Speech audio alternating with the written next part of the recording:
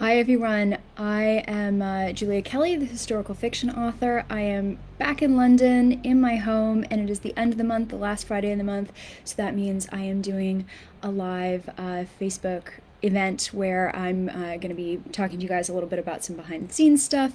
I'm also going to be doing a Q&A, and then very exciting, I've actually got not one but two books for giveaway. So the first is an advanced reader copy of my book that will be out in January, The Last Garden in England, and the second is a hardcover copy of The Whispers of War. This book is going to paperback very soon, so I have some hardcovers sitting around. I thought it'd be a really nice idea to go ahead and give you guys some of those as well. So I'm going to wait for a moment here while people come on to the Facebook Live, so I won't start with that yet.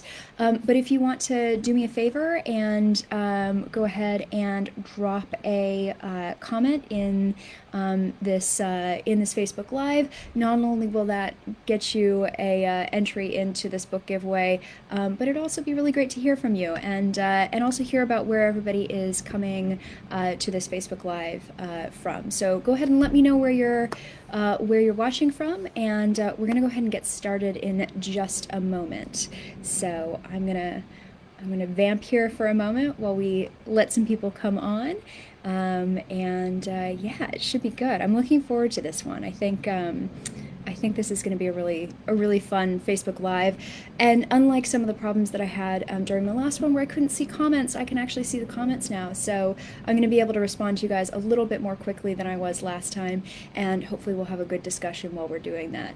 I also should say it is blazingly hot here in London. It's 34 degrees Celsius, which is about 93 degrees Fahrenheit. So I'm going to be a little extra, and I do have a fan here.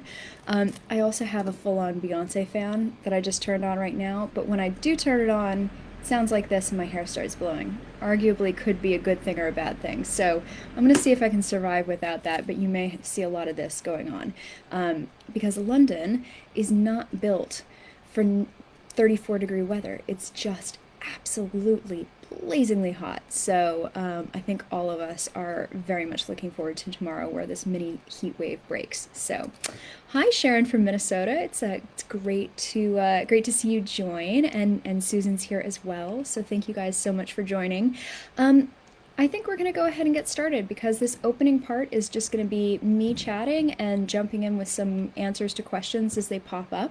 But to start out here, I wanted to tell you guys a little bit about sort of some of my favorite books and also my origin story as a writer when it comes to writing historical fiction. So specifically, if you guys have been following me for a really long time, you'll know that I used to be a romance novelist.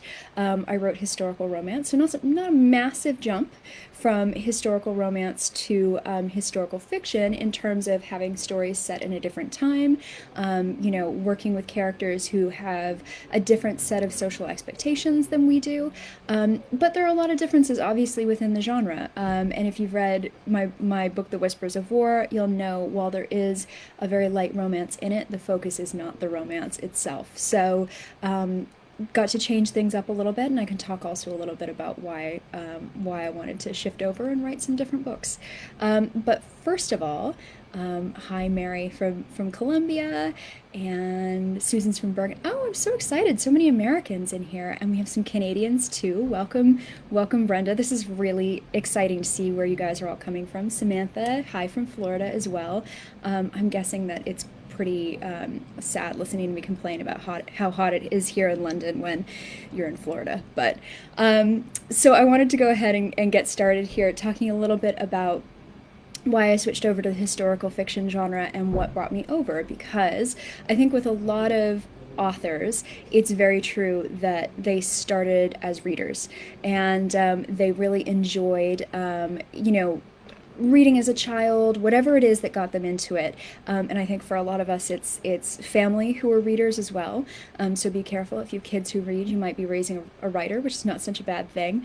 But for me, I've always read widely, and I've always read across a bunch of different genres, but I have always had a love affair with historical fiction in particular. And I've gone through ups and downs where I've watched a lot of it, and I've watched some, or I've read a lot of it, and I've had some times where I haven't read nearly as much for whatever reason. I was in a mystery mode or something like that, and so for me, it really it comes in waves, or it used to come in waves, because not a big surprise. A lot of what I read right now is historical fiction.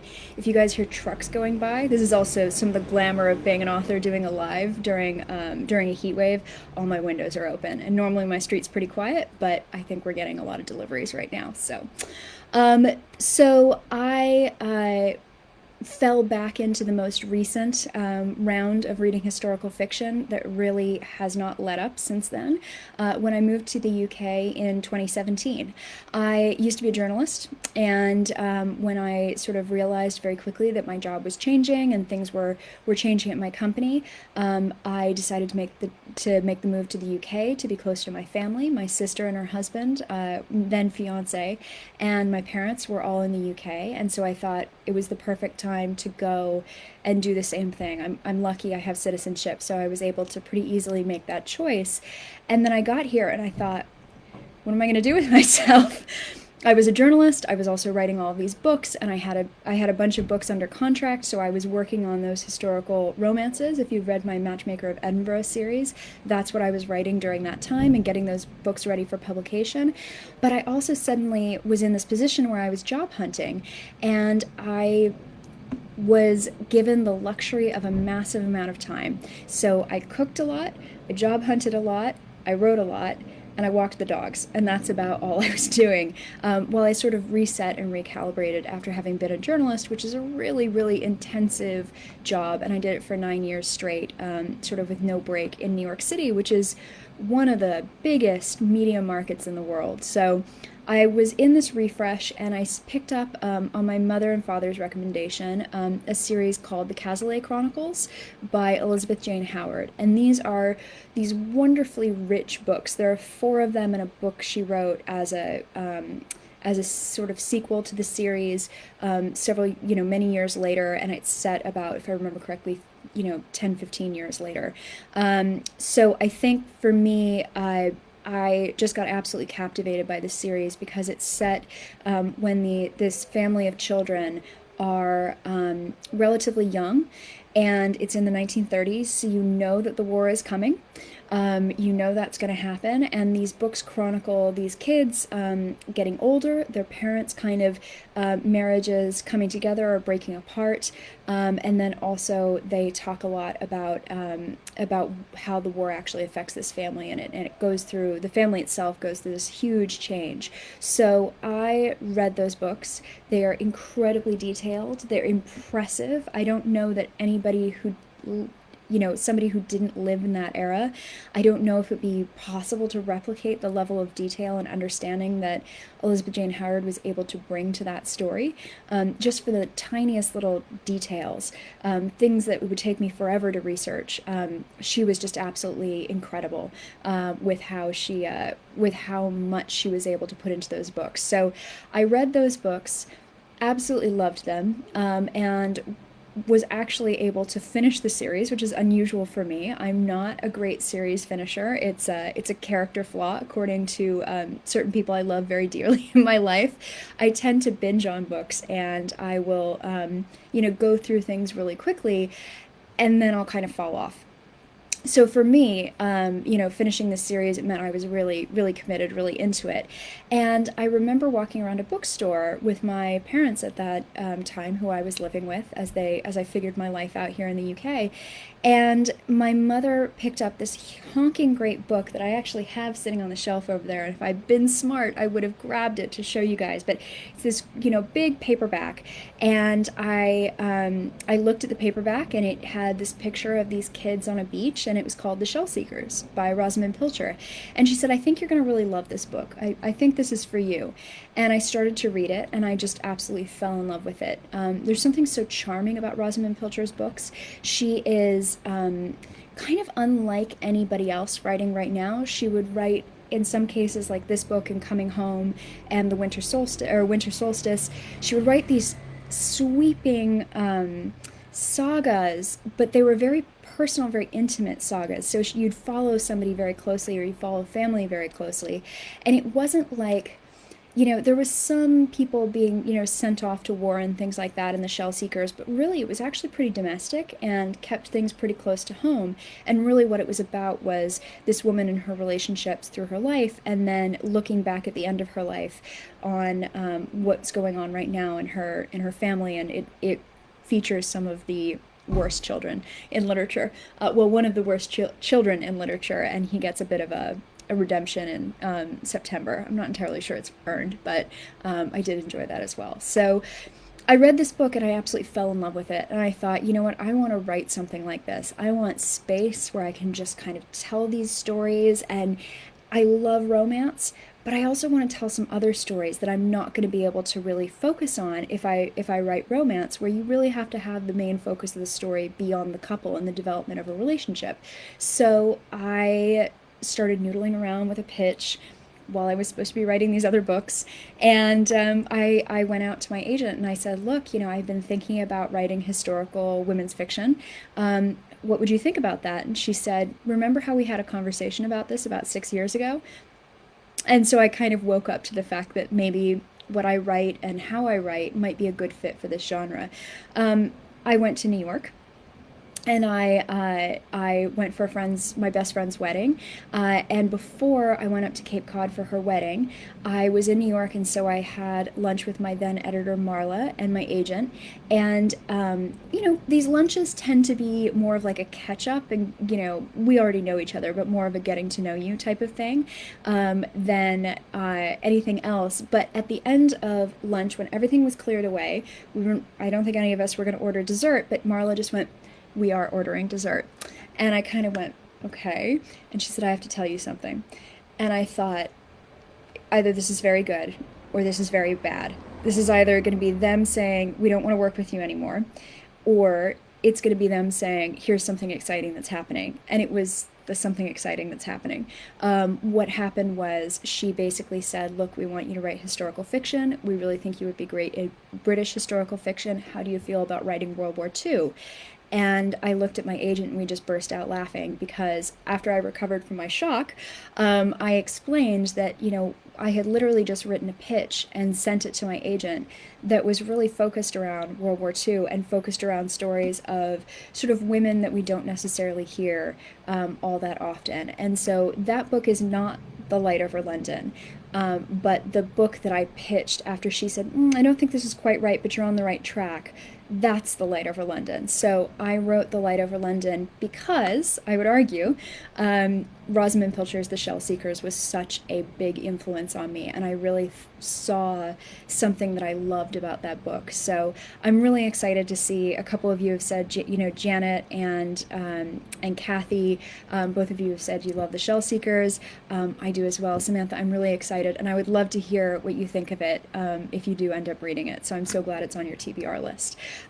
So yeah, that's sort of my origin story as a historical fiction author, with roots in historical romance, and then just kind of opening up and doing something a little bit different. So I've absolutely loved writing the genre. I'm so happy here because I get to tell these really different stories, really interesting stories, just because I have them next to me. The Whispers of War, if you haven't read it, it's about three women, one of whom is a German expat living in London at the start of the war. War is declared, and she becomes designated as an enemy alien. And suddenly there's a question of, what is going to happen to her? Is internment going to be brought up again? Because German people were interned during World War I, and so there's this sort of creeping threat that's happening, while also all these friends are working through various things in their life. One of them is, ambitious at work, but finding that because she's a woman, she's being blocked and forced to sort of support her boss and be pretty brilliant at it, but she's not getting the recognition that she wants. She's not being allowed to be creative. There's another one who's a matchmaker who is having trouble at home on her own, and her marriage is in a place where she really has to decide what it is she wants, and all of that's really grounded in historical fiction with that. So I get to explore a bunch bunch of really interesting stuff there. And then when it comes to, I know none of you guys have read this yet because very few people have read this, because it's literally hot off the presses. I got these copies this week. This is an advanced reader copy for the Last Garden in England, and this is what I'll be giving away this is what I'll be giving away today to somebody who's commenting in the comments, as well as this hardcover, The Whispers of War. But this is a book that's completely different from the Whispers of War. It's 3 timelines because I like to raise the difficulty on myself. It is about the designer of an incredible historical garden in 1907 and her story, and sort of how things changed for her when she came to this amazing garden. It's the story of what happens when the house that the garden is attached to is requisitioned in World War II, and the 3 women who are sort of at the center of that world, and how they have to get through the war, and how they have to do, you know, extraordinary things that nobody would expect them to be asked to be done, because they're not necessarily fighting in the war, but they're all contributing in their own way. And then it's about the world in the girl in present day, she's a woman, the woman in present day who is trying to go ahead and restore this historic garden that's just been absolutely neglected. She's trying to figure out why anybody would just essentially, you know, lock the gate and throw away the key and not look at this garden, not have anything to do with it. And so that mystery starts to unspool through the other narratives, and it's just, this was an absolute blast to write. I always say The Light Over London, very fast to write, really loved it. It really seemed to flow immediately. This was my hard book. It was really tough, but it was really, really worth it. It was a great book to write. In some ways, because I learned a huge amount, I really ended up digging in and just absolutely loving this story. I'm so proud of what I wrote here, but it was a tough one. It was a high bar. It was tough. And this one was, you know, while not easy, because no book is really ever easy, this was just an absolute joy to write. And in another one of these Facebook Lives, I'll go into some more details about this book, and about, you know, why it's certainly, you know, particularly personal to me, but I think, you know, for me, a lot of it has to do with the fact that this is centered around a garden, it's centered around a historic house, and it's, again, really digging into those women's stories back here on the home front. So that's a little preview of those books, and you can, again, win one of these books if you are commenting, which I know a lot of you guys are, and I'll get to those comments here in a moment, and asking questions. I'm going to be doing giveaway and drawing. Because this video is going to stay live or is going to stay up and repeat, I'm going to give people a couple of days to come in and comment, because I know a few people were saying this is a tough time for them because it's the middle of the working day in the US. It's 7 o'clock here in the UK, so at the end of my working day, it's great. But when it comes to diving into a Facebook Live, it's not always possible. So I want to make sure that people get a chance to go ahead and get some entries in. So don't be afraid and don't be shy to leave plenty of comments. So I have already got a bunch of questions, so I figure I'm gonna dive right in here. And I also have some ones that people left on my Facebook wall and on my event page beforehand as well. So when you do see these Facebook Lives, which are regular things that I've started doing the last Friday of the month, you're going to be able to grab some time and just write a little comment, and that will go ahead and enter you in for drawings and things like that as well. So I'm going to back the comments up here because you guys are great and just talking a lot, which is so exciting. Because we were just talking about the Last Garden in England, I do want to answer Sharon's comment, which is, it's such a beautiful cover. Did you get to pick it? And I think also somebody else mentioned Mary Beth in a previous post asked if I was involved in designing this. So kind of same questions. I don't have a thing to do with this cover. I can claim absolutely no credit for it. How it typically works with most authors is you don't get a huge amount of say when it comes to designing the cover. And I'll tell you what, I'm actually okay with that because I'm not a cover designer. I'm not a graphic artist, and any artistic talent I have is solidly on the writing side of things. I can also knit, but it's solidly on the writing things. It's not anything visual arts wise. I have an Uncle Nick and he got all of that talent, so it's not me. Instead, what ends up happening is I fill in essentially it's not even a form, it's really I send an email saying, this is what the book's about, these are the characters in the book. If I have any visuals in mind, if I have a Pinterest board, anything like that, I can send that along. And I have done that in the past to sort of give a sense of the mood of the book, give a sense of what I'm trying to convey. And for this one, I had a very strong idea of I want an abandoned garden. I want a sense that it's overgrown and that time has forgotten it. And this was even before we even came to the title of The Last Garden in England.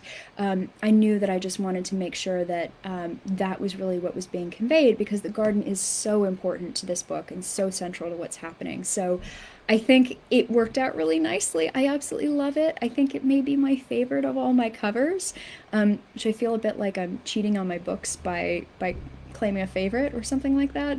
But I absolutely love this one, and I think it's just gorgeous. So I can't wait for people to read it and people to get their hands on it. This is, again, just an advanced reader copy, which means it's an uncorrected proof. So it doesn't have the full wrap treatment and everything, but knowing my publisher, they do beautiful, beautiful treatments of my books. The Whispers of War is all embossed. The hardcover for The Light Over London had this beautiful pearlescence on it. So it's really a treat to open up those boxes of books that come right around Christmas for me and unpack 50 author copies, which is crazy. It's a lot of hardcovers. And if I turned you around, in fact, you may be able to see back there, if I don't know if it's coming through clearly, but you'll see a lot of the same color spine, and that's because those are author copies. So that's where I'm pulling from when I do giveaways, and if you ever see me at a signing and I have books to sell, that's really where they're coming from. So yeah, so thank you for the questions about the cover, and thank you for all the lovely comments. I'm sure that I'll be passing those along to the cover designer, who really is incredibly talented. So I'm gonna snap my fan open. It's very, very warm in here, so I feel a little bit like a Victorian diva here. Okay, let me think. We will go through a couple of questions here. Oh, Janet, you're in Arizona, 115 degrees. I'm so sorry. I hope you have air conditioning. I don't have air conditioning, and I'm dying here. So I hope you're more comfortable than I am at the moment. Oh, Anne, great question. Anne asks what inspired you to write this book. I'm guessing that that's The Last Garden in England, because we were just talking about that. So I have always had this idea kicking around for years in my head that I wanted to write a book all centered around a historical garden in different time periods, and I wanted it to be woman-centric. And I just didn't know what I wanted to write. And so it just was sort of kicking around for a long time. I think the inspiration really comes from the fact that my dad is a really talented gardener, and we just sort of always had gardens at the center of my life when I was a kid. We went on a couple of vacations where we came to England and did a lot of touring around. We saw my family and then did a lot of touring around the UK, looking at really beautiful gardens, and I just love it. I love flowers. I love nature. It's just something that just is an interest. And I think when you're writing a book, you want to write about something you're interested in, because you live with that book for at least a year, and then you take some time, away when you're done. And then when the book comes out, you're going to have to talk about it and promote it. So I knew I wanted to write about something I really loved and cared about.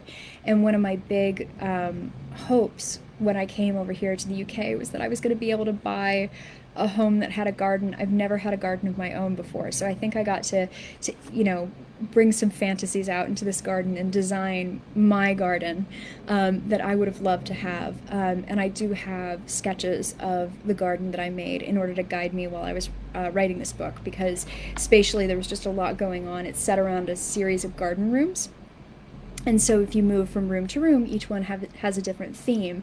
And so, yeah, I got to the point where I thought, I really want to do something with this idea.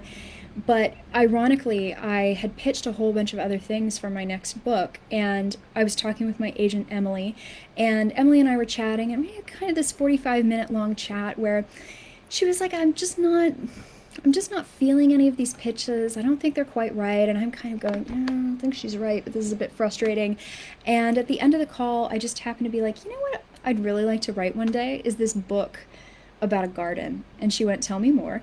And I said, I'd love to write about a historical garden and just kind of get a sense of all these timelines weaving in. I don't know what the mystery would be. I don't know what the scandal would be. I don't know who these characters are, but I see it all happening around a garden. And she went, figure that out. We're gonna pitch that. That's a winning pitch. And she was right. So the moral of the story is sometimes your agents are very correct. If there are any fellow writers on here. So that's where The Last Garden in England comes from. Susan, what were my favorite books as a child? That's a really good question. I read a lot as a child. I was a Nancy Drew reader. I read, fairy tales. I read pretty much anything I could get my hands on. I was a bit of a precocious reader, so I think I read Pride and Prejudice in 5th grade, and I can guarantee I remember understanding absolutely nothing. But I think I felt like it was like important for me to have read that book. Obviously, I've gone back since then and read it again many times and do love it.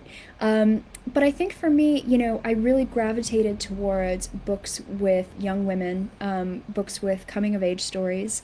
I know I was a little older. I was in maybe just before college or maybe my first year of college when I read I Capture the Castle by Dottie Smith. But that book was hugely influential on me, and it opens. I'm terrible at remembering quotes, but hopefully I can get this one right. It opens with the line, I write this sitting in the kitchen sink, or sitting with my feet in the kitchen sink, and now that I'm on the spot, I won't remember that. But it's about this young woman who is sort of going through a transitional period in her life. She is kind of going from being a child to a young woman, and some young American men or Canadian men move to the big house that I believe owns the rundown, very romantic castle that her family lives in. And so they're their landlords, and they get to know each other. And she has a very beautiful sister, older sister, Rose, who gets involved with one of the other young men in the family. And it's just it's this this moment of her having her world shift from being a child to being a young woman, and that profoundly affected me, and I thought it was just wonderful. And I also loved the film when it came out, so that was a big one. I just read a ton of stuff, and I have to say, I have a bunch of friends who have young daughters, and I'm very, very excited to dig out some of my old favorites and be the auntie who sends their kids books, and hopefully put some positive influence and make some young readers. So I'm very much looking forward to that. Susan and Anne both ask about what I'm currently reading, what's on my reading list. I'm currently reading, and I want to make sure I get this title right, The Kew Gardens Girls by Posy Lovell. I believe it's actually already come out here in the UK. I'm actually blurbing it for, which is giving a quotation about it for her American publisher, and it's just fabulous so far. So I feel very comfortable talking about the fact that I'm probably going to say very nice things about this book. I actually met her. She writes under another name as well, and I met her in March just before the pandemic sort of shut everything down. And she's absolutely lovely. I didn't connect the fact that Posy and her other name is Carrie were the same person, but was absolutely delighted to find that out. So sometimes it turns out to be a very small world in the author world. I'm also always researching when I'm writing a book. So at the moment I'm writing, I can tell you this. Okay, this is a secret. Don't tell my agent that I've told you this yet. So The Last Garden in England is my 2021 release, so it's coming up in January, which seems a really long way away for you, and it seems so close for me, because I've known about this book and I've been writing this book since 2019. Because you work pretty far in advance in publishing, I actually already know what I'm going to be writing for 2022, and I know that I'm also going to be writing for 2023, and my 2022 book, I can't talk too much about it, but it does take place in the late 50s here in the UK, so I'm doing a bunch of research about the late 50s to give me a bit of cultural context and to make the book a bit richer. So I think when you're an author, often you'll do research about very specific things to make sure that you get your facts right.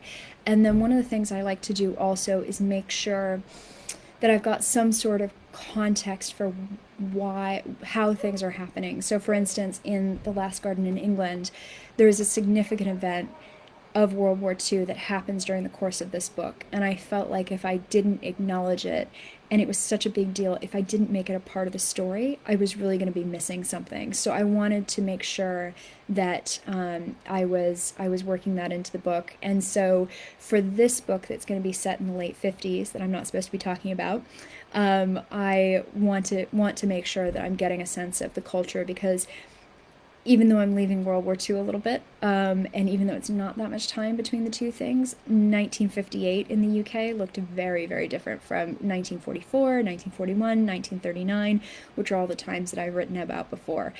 So I'm kind of doing my grounding research and making sure that I'm going to be solid on that. So that's what my TBR is looking like right now. Hi, Carolyn. I'm so jealous that it's rainy in Wales. I'm so jealous. You have a question about, is there a particular time of day or place that I write? Or with deadlines, does that not permit you from having that privilege? So that's a great question. It is true that things are a little different in deadline time than they are in regular, just kind of average everyday writing. So right now I'm aiming to write about 1,000 words, just over 1,000 words a day on the weekdays. And so I typically will start writing around, depending on if I'm being good or not, I'll start writing around 8 or 9 o'clock in the evening. When I'm on deadline, I will write on the weekends as well, quite a lot on the weekends, especially if I'm doing an editing pass, because I find it easier to kind of get a good, solid amount of time with a book. So I'll do that as well, and that word count, depending on how desperate I am to get a book turned in, that word count could vary pretty dramatically.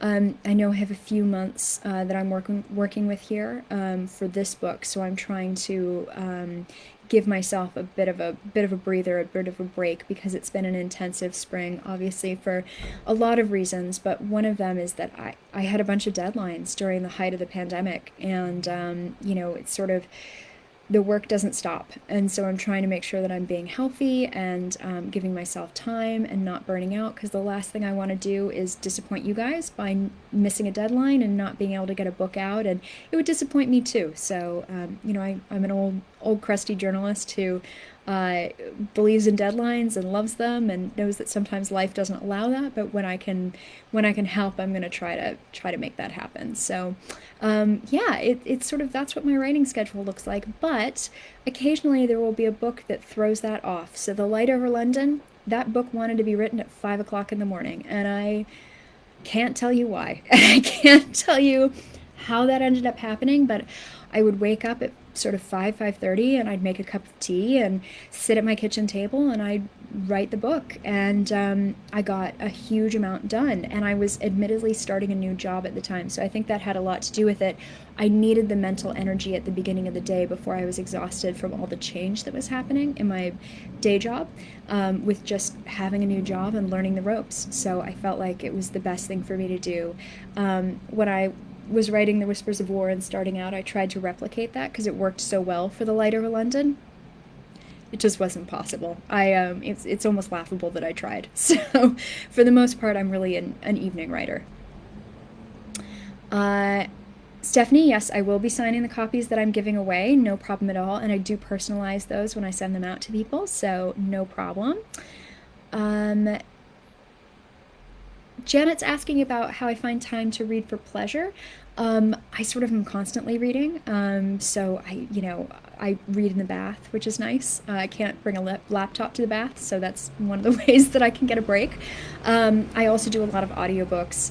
Right now I'm on a bit of a break from running, but when I was running, I would do a lot of audiobooks too, and so I'd listen that way.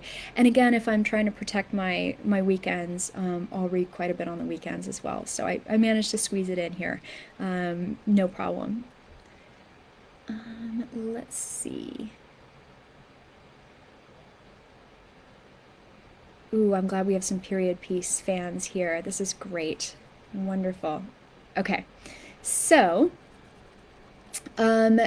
Mark, who's my brother-in-law, and has very nicely asked a question because he always is very supportive, and I suspect is probably watching right now too.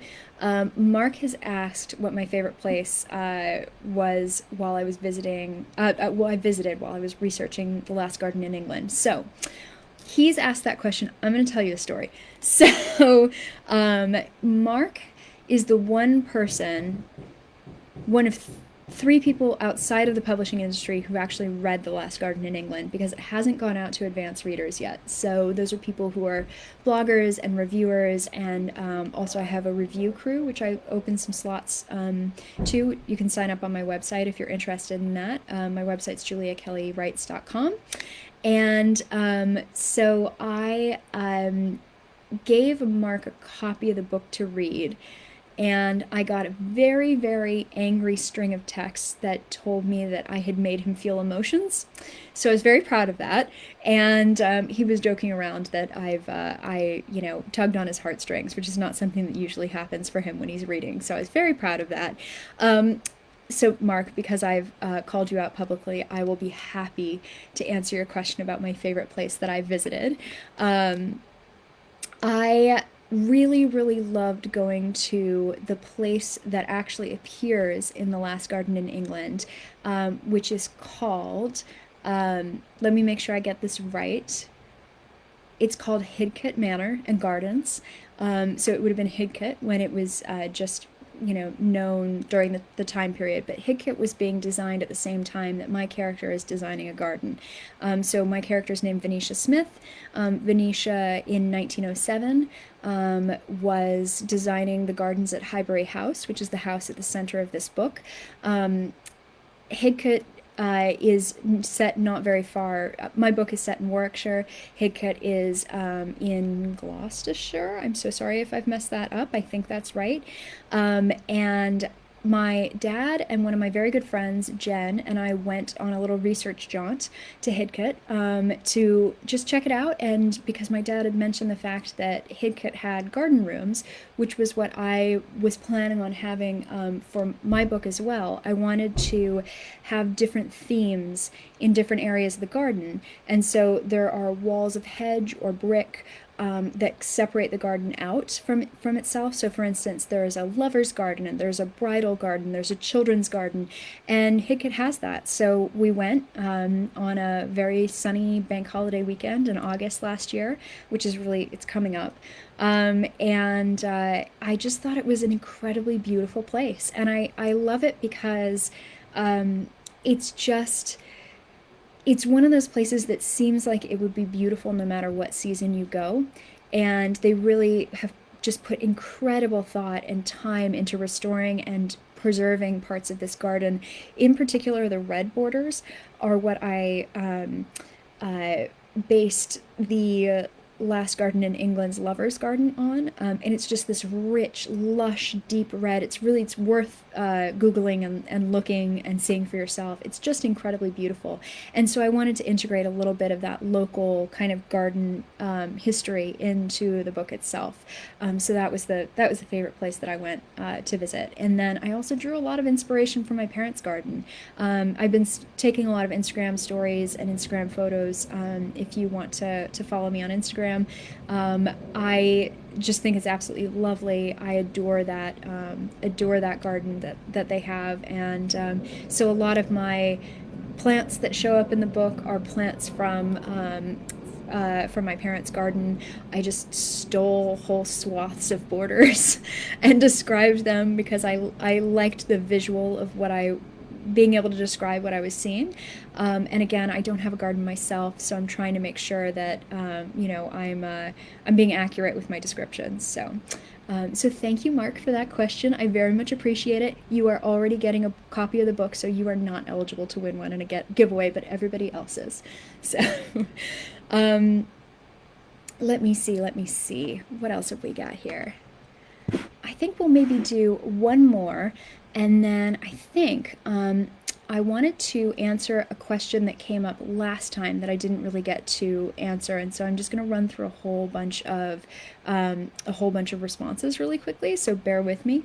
But first, Stephanie asks, during the writing process, does it ever happen that you have to do more research to make sure it's all accurate? All the time. All the time. I think I have double researched and triple researched the same fact multiple times in order to make sure that I'm accurate. And there is a point where you think to yourself, I did get that right, right? And you kind of, for me at least, I always want to go back and confirm that I'm as accurate as possible. I'm not perfect. I tell a story about how in the end of The Whispers of War, I needed to locate, let me see if I can do this without spoilers. I needed to locate a munitions factory in a certain geographical area, and I just decided to pick a town in this area. I'd never been, but it satisfied a bunch of things I was looking for. I needed it to be on a lake, and so I just put it there. And a very, very kind reader reached out to me, and I won't reveal the reader's nationality because it will kind of give things away, but they very, very nicely said, I really love the book. I really love The Whispers of War. I wanted to ask in the epilogue, you know, where is that place that you mentioned? Because I only ask because, there was a famous instance of in World War One, a horrible industrial accident, and the munitions factory blew up, and I just didn't know that there was a munitions factory there during World War Two, and I just thought, oh no, I've made a huge, huge mistake because I was at the end of the book and I genuinely didn't think that it would even be an issue. And so they were very kind about it. And I laughingly said, look, I'm really sorry about this. I made a mistake. I am so impressed that you were able to see that, and you were so kind about it. I really do appreciate it. It's just a bit of artistic license on my part, and that's kind of the tension between fiction and nonfiction, right? But I do remember messaging my family and just being like, you're never going to believe what I just found out. And that was just error on my part. So I think, going through and researching is part of the process of writing a book. It's not as though you do all your research up front and then, you can go ahead and wrap things up and then just write the book. It's a constantly ongoing process. And it's an ongoing process through the editing and also through copy editing too, because copy editors are really incredible and they will essentially act as fact checkers where they can and try to make sure that you're spot on. And there were a couple of things in all of my books where some of them quite minor, where a fact check or a copy editor fact checked something and they were absolutely right. I had messed a date up, I'd moved a timeline, something didn't work anymore, and so those are kind of important things that pop up sometimes in books. But it was a bit embarrassing accidentally excuse me, accidentally centering a munitions factory that didn't exist anymore in a town. So oops. That's it's one of those author moments that you laugh off because what are you going to do otherwise? And it's artistic license. So, okay, I'm very excited about this. I really quickly want to go ahead and answer a question that I got last time that I didn't get to talk about. Even though I've managed to talk for 45 minutes by myself about myself, which is awkward. My favorite thing is to talk about other people's books because, again, I started as a reader, absolutely love reading. I still read really actively, and I told you guys the story of that Rosamund Pilcher book and those Elizabeth Jane Howard books that got me into my recent stint of historical fiction reading. I'm still in that. It's now predominantly what I read, although I read a lot of mystery, romance, a lot of history, not a big surprise, and some literary fiction, and I'm going back to the classics right now as well and really been enjoying that. So, but I did want to answer the question of what are some authors that I really love within historical fiction and give some recommendations. So some of these are going to be a little bit more on the historical fiction side, some are going to be a little bit more on the romance side, because I love both, and I hope that, if you're reading my books, you like a dash of romance as well. So I'm just going to go through a big list here, but one of my favorite authors, one of my favorite books that I've read is The Alice Network by Kate Quinn. That's a World War II and World War I and post-World War II book set in the UK and France, and it's a split timeline. So it's two historical timelines that are working together. And I thought it was fabulous. It's all about female spies in World War I and how people underestimated these women and how tenacious they were and the incredible things that they were able to do to aid the British in during World War I and aid the French, and it's such fun. So and it's harrowing and it's dramatic and exciting, and I really love that book. So please do read it. I want to pay a special shout out to my friend Kristen Harmel, who this week hit the New York Times bestseller list with her brand new book, The Book of Lost Names. I haven't read this book yet. I've been saving it because I'm really excited about reading it. It popped up on my Kindle because I was so excited about reading it. I didn't want to wait for the shipping for a hardcover to come. So I bought it on Kindle, really excited about it. Kristen wrote The Winemaker's Wife, which was her release last year, which has a gorgeous cover. And I really loved that book. The Winemaker's Wife is all about basically the French resistance in Champagne, and sort of how the wineries and the winemakers got involved. And again, it's a dual timeline, so it goes into the story of a woman in present day, and sort of she is unpacking this family mystery to in order to get a bit of a to figure out a mystery and also get some perspective on her own life and sort of restarting her life after a significant event. And I just thought it was fabulous. It's complicated. It's Susan says The Book of Lost Names is amazing. Okay, I'm really excited. I really, really want to read this book. You can go back on my Facebook page and see an event that I did with Kristen where she talks about it. And I think through the entire thing, I'm just sitting there like, this sounds amazing and I want to read it right now. So I'm very pleased to hear that. But The Winemaker's Wife is fabulous. I love a little messiness in my historical fiction, so I don't want everybody to necessarily have her wrapped up in a neat, tight little bow. Everybody gets a happily ever after, because I feel like, especially when you're writing about the war, especially when you're writing about what was happening to people, there was messiness and there was difficulty. And so I love the fact that I think she did something really interesting with the end of that book. I think it's really satisfying. I think, it gives you the ending that you need, but she resists the urge to give you a super, super neat, pat ending. And I just absolutely love that when I see that with books. And that is one of the reasons why I have a couple people, including a friend yesterday night, who asked me about certain characters and certain threads and why certain people didn't get together with each other and what happened to them and all those things. And to me, leaving that openness is a lot more realistic to everyday life than it is to than it really is to have everything in a neat tight bow, because that's just not how life works. So I love seeing that in a book and think it's so interesting to see when authors decide to do that. So I also wanted to shout out Alyssa Cole's historical romance. So these are romance novels. An Extraordinary Union, which is the beginning of her Loyal League series, which is Civil War set romance, and then Let It Shine, which is a fabulous book, and it's a novella, so it's super fast if you just want to get a taste of what she is writing about.